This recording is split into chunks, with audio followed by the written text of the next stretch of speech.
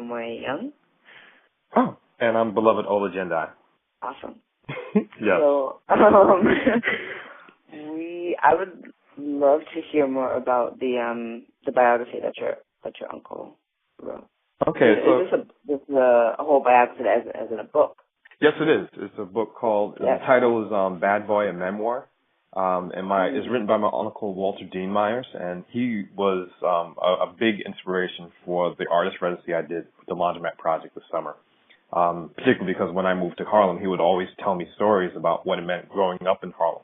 My grandfather had 3 marriages and about 14 kids across them, and they moved slowly. Most of my aunts and uncles were moved to Harlem. My grandparents moved to Harlem in the 1940s. And so I got a lot of those stories from him, and reading his biography was incredible because my uncle just passed this summer.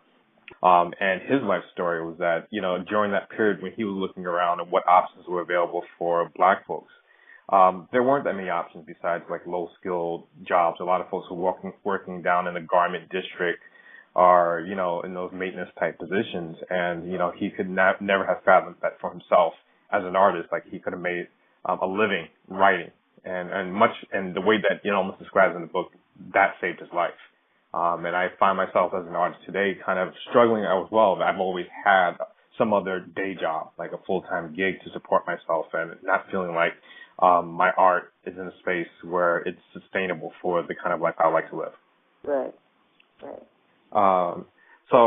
And maybe you can talk a little bit more because it sounded like we both, had an inspiration point that are approaching each other. So if you can share a little bit more about the link that you just sent me a little while ago. Yeah.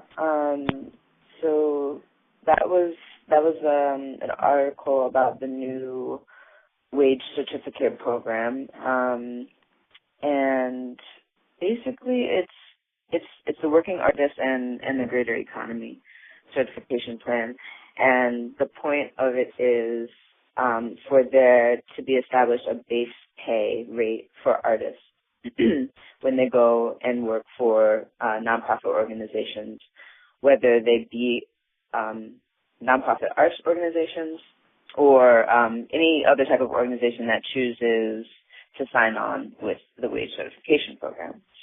So I ultimately sent this for a basis of our conversation because I think that a lot of us, especially a lot of the artists at the LP, I think that we have really unique mediums.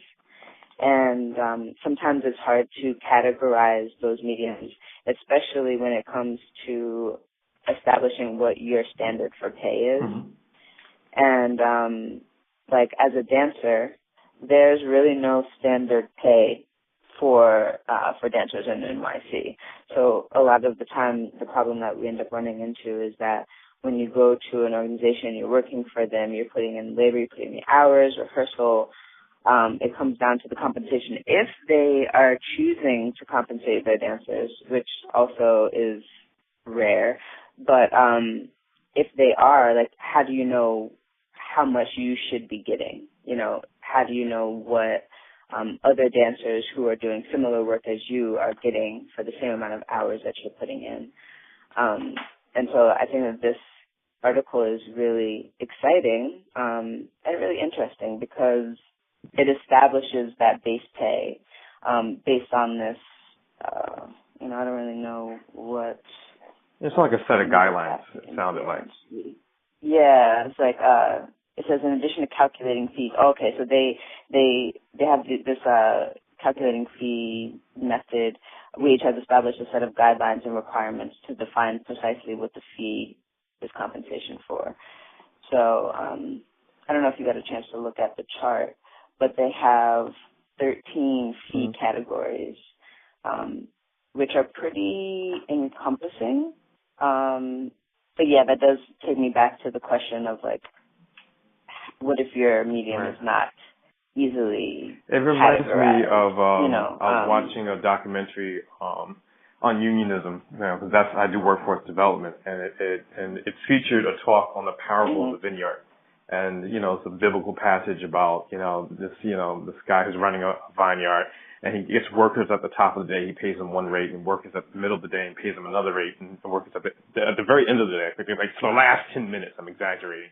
And essentially what they kind of got the same pay, but, they put in different efforts, and, and there was some complaint about it. And basically, you kind of get what, you agree to. And, I'm identifying with this conversation because I just got accepted into a photography exhibit called Selfies with the Northern Manhattan Art Alliance.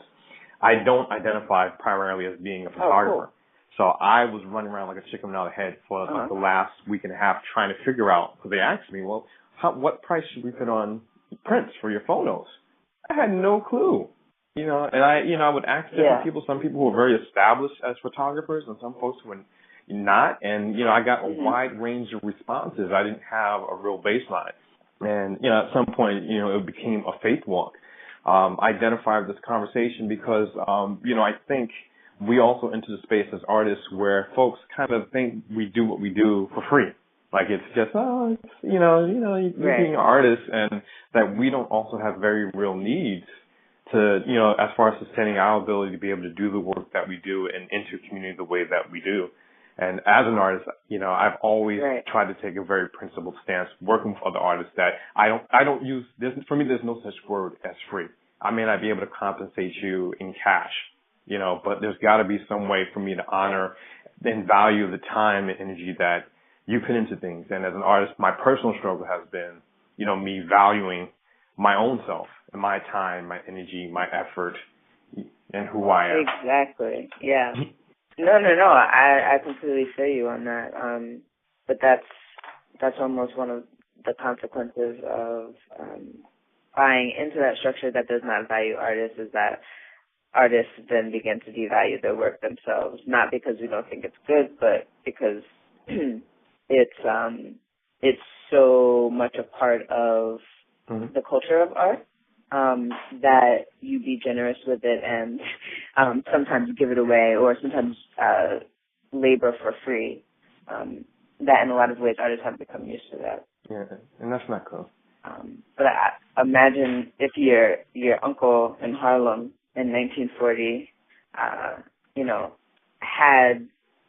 imagine if there was the opportunity for a coalition of artists to demand that they have a base pay, Where would we be now if it started in 1940? Well, I think, there have been movements afoot, whether it's like the Writers Union. I think my uncle in particular was part of the National Black Writers, and please don't call me, I'm probably butchering the name of it. I need to find them. I think it's the National Black Writers Union. But it also made me think of a conversation that I went to an event at the Foundation Library a couple of years back, and they talk about, the value that artists bring to community. And this is now a conversation in the context of gentrification, because we come in, we live in these places, and, we decide to paint a mural, or we do a dance in a public art, and we bring people together and we build relationships. Somehow that's not looked at as being an investment in community, like, as, let's say, a cash dollar is. If a bank decides that they want to put $50,000 into this development, when in many ways that social capital that we bring makes those kinds of investments viable. It makes folks want to come to this neighborhood because they want to hear this new music, development happening over here. Yeah. Or this new, the spot where artists are congregating over here, and they want to support that as well. And then it gets to a point where then you as an artist can't afford to live in the very place that you decided to plant roots and to help leave more beautiful than the way you found it. Yeah. And isn't that the problem all over New York City right now? I mean, and not just New York City, but obviously that's what's most tangible for me personally right now, living here. But it's happening all over. Yeah. So, I mean, like, I'm really feeling this article. I would love to see where it goes. You'd love to see other institutions and entities take it on. And I think it's something that goes beyond even the not-profit realm. I think it's something that needs to filter, into the for-profit, that there's an expectation that, yes, artists are people too, that what they do has value. Exciting to see something happening. Exciting to see a common, decision being made about trying to revalue ourselves as